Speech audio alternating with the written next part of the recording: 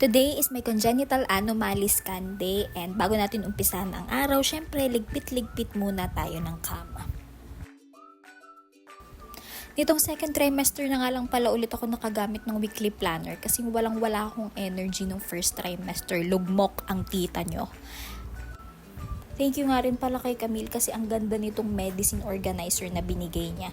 Hindi ko nalilimutan inumin yung mga gamot ko sa isang araw. And yes, nakaabot ako sa taho ngayon. Ang saya. So bago ko pumunta sa OB, nagpa-lab test muna ako. Monthly na ako nagpapa-lab test ngayon. Ito yung clinic nung aming magaling at super cool na OB. Wala nang ibang tao kundi si Doc at yung staff niya kasi last patient na ako. Papaisip ako kung weird yung amoy ko kasi dikit ng dikit yung aso. And medyo matagal nga pala tong CAS kasi dito